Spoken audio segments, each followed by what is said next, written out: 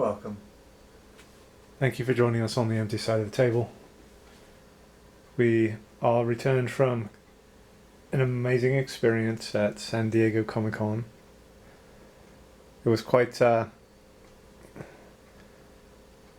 don't know if different's the word for it. It was really great. So I'll give a brief review of what went on with the floor and do a kind of what's in my bag videos. Alright. So preview night was a bit crazier. Not that bad, but a bit crazier than it has been in the past. Then the day after was insane. Like Thursday was pretty insane. And of course, Friday and Saturday, those were, wow, pretty vast and incredible. Lots and lots of people. We made tons of these snack bags with various candy bars in it. We were passing them out to vendors and people that were friendly to us, and we actually got a few free things, which was nice. You know, be nice to a vendor and sometimes they're nice back. We saw the season premiere, the opening episode of Twisted Metal. That was pretty good. It was a bit hard to follow. I'm guessing it's because they're doing some world building and character building, so it's kind of hard to see where things are going with the first episode. And we saw the Justice League Warworld movie. It was quite obvious to me before they even made the announcement after the film had wrapped that they're working to something, a big kind of story arc with the animated films. Although the writing or something, the dialogue, it just didn't engage me that much. Of course, the animation and all that was top notch, and they had a nice cast of voiced actors. But yeah, there was something that wasn't too engaging about it for us. And I'm sure, as everybody already knows, that after the film had wrapped, they announced that Crisis on Infinite Earths and Watchmen were going to be the next two films to come up.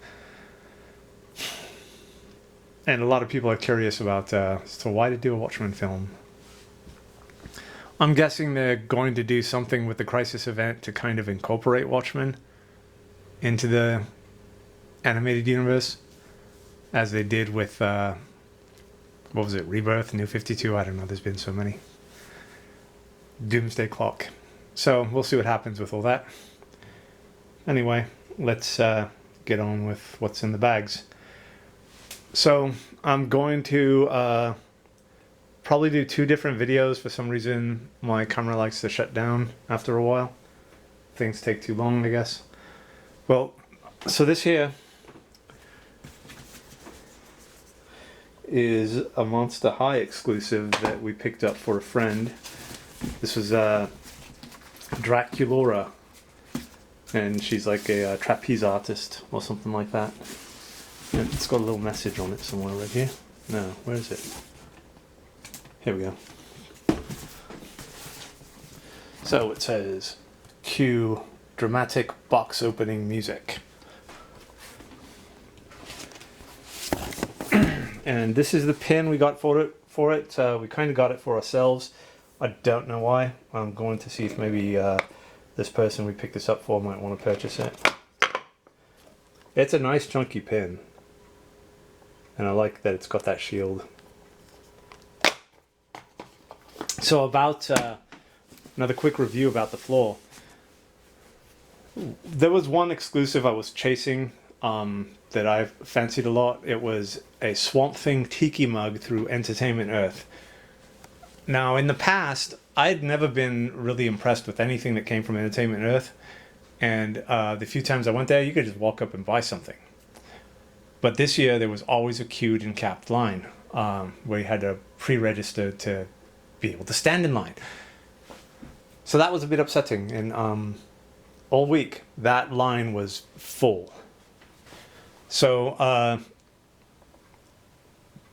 preview night, while we're walking around, of course, we stop by Mattel. We look at their exclusives. And of course, there is a huge pre-register line. So we kind of don't really fancy the idea of being able to pick anything up. Then maybe on Friday, we go to Entertainment Earth, still huge, go to Mattel. There's maybe 5 people in line. So you always have a gentleman guarding the end of the line, and I ask him, is this, do I have to pre-register in order to buy something? He's like, no, just walk right in. So that day was when we got this here, and of course we'll do an unboxing for it. But this is the, oh, this is going to be difficult. Here we go.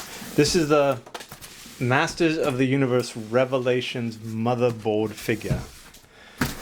And I'm guessing she's going to be a character in the upcoming season. She's really, really beautiful. Robotic female with these really nice wings that look pretty well articulated.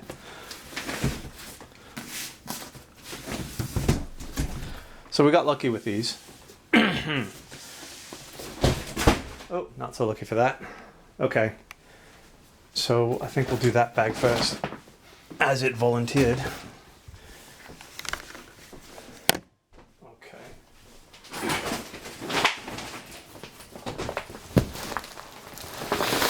The bags they had for give outs this year weren't too exciting. We got this one, and our travel companion got the Great North or something like that. One is Seth MacFarlane, the other one's a animated show by the guy that does Bob's Burgers, I believe. Nick Offerman does the voice of character in that. So this is the bag we got. There was a Bob's Burgers bag that I really wouldn't mind getting. There was a couple of new shows I knew nothing about. I really don't remember seeing any kind of hero type bags, like of DC or Marvel. So let's go in here, we'll go in here. Come on.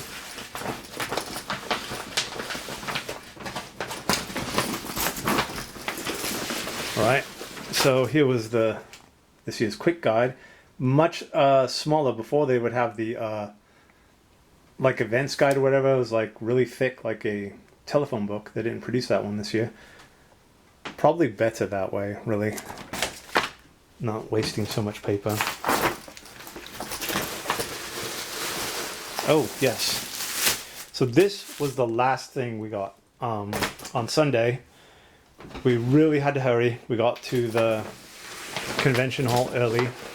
Met up with Mel, figured out how we're going to pick him up and give him a ride. And pretty much all that week I've been looking at the, not Universal Monsters, Famous Monsters of Filmland booth. And this year we picked up these amazing tapestries.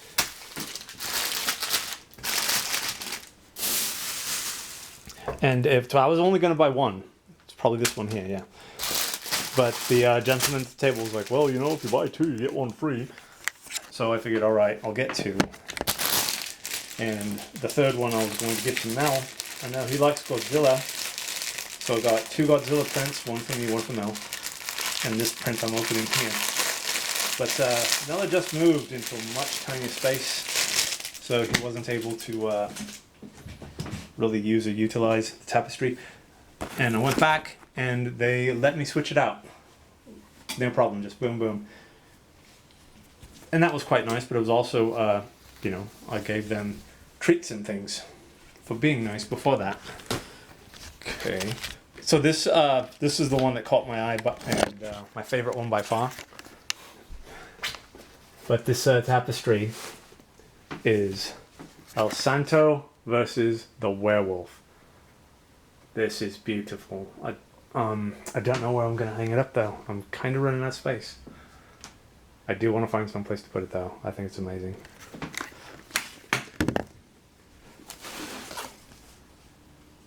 I'm going to throw this back up the way it was.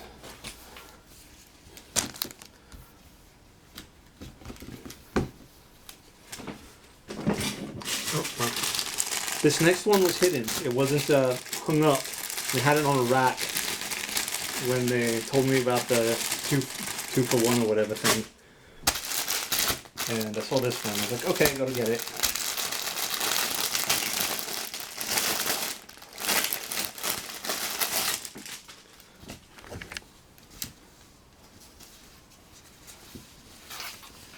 Yeah, right. Okay. So, this here is Godzilla versus Cthulhu. Isn't that brilliant?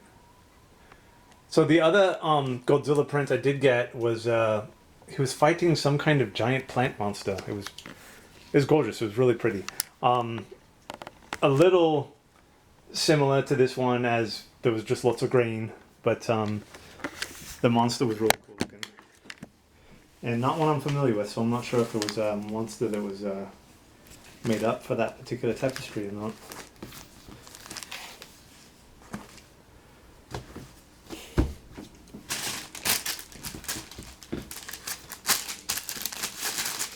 And they didn't fill this. Oh, okay. We'll just fill up this one there.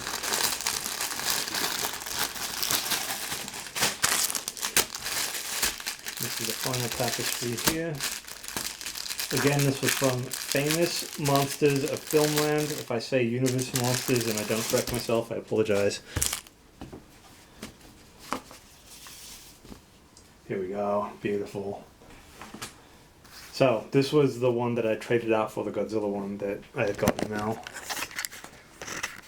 Isn't that beautiful? Carlos Frankenstein. Look at that.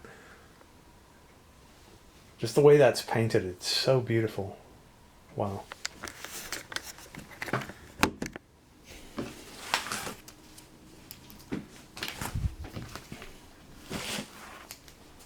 And I thought things would be nice and not too crowded, being that Sideshow, which usually takes up a huge space on the floor, wasn't there. But there was another studio, and I know they'd been there before, but the presence was always quite small, like called CC something or other, and they had busts and statues and things. And I know I'd seen them before because they had a really cool one of Hellboy that they always display.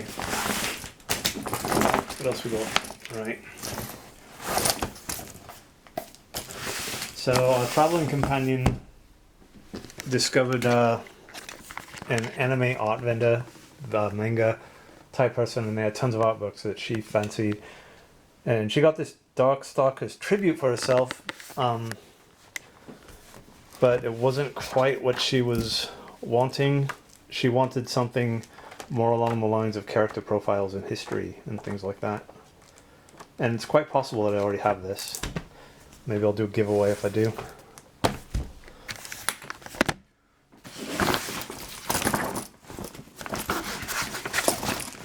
Okay, here's the events guide. Okay, there's the, what is this? Quick guide and events guide.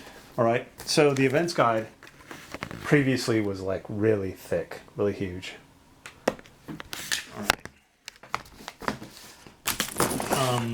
I forgot what book vendor we were passing, but you just walk by and somebody yells free book. So this was the book that was just kind of tossed at us. It was a really popular movie a while back, yeah. Alright.